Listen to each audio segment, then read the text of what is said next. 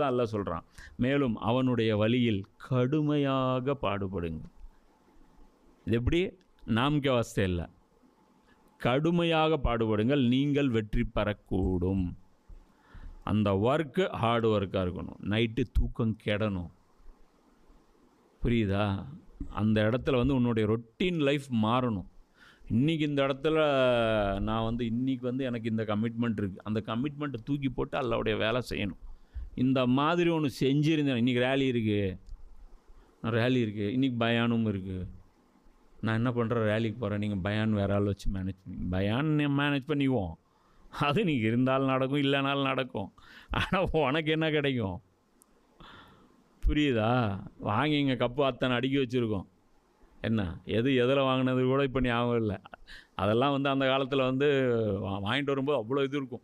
இதில் ஒவ்வொரு கப்புக்கு பின்னாடி ஸ்டோரி இருக்கும். எல்லாம் மறந்துருச்சு.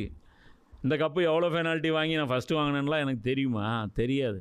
சில ரிசல்ட்டு மட்டும்தான் நம்மளால் தெரியும். இதுதான் அல்லாஹ் சொல்கிறான். அல்லாஹ்வை விட்டு நம்மை ஒதுக்கக்கூடிய, அது கடுமையாக பாடுபடுங்கள் அப்படின்னு சொல்கிறோம் இல்லையா? அல்லாஹ் என்ன சொல்கிறான் அப்படின்னா, இந்த கடுமையாக யார்கிட்ட பாடுபடுறது? போட்டு கல் உடைக்கலாமா? பக்கத்தில் குழி வெட்டலாமா?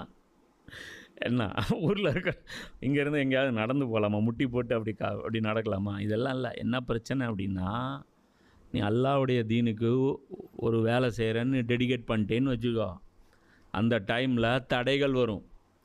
என்ன, உங்கள் அப்பா ஒரு வேலைக்கு கூப்பிடுவான், என்ன உன் மனசு ஒரு வேலை சொல்லும், இப்லீஸ் ஒரு வேலை ஆப்ஷன் கொடுப்பான். அதெல்லாம் தூக்கி போட்டு வரணும். இது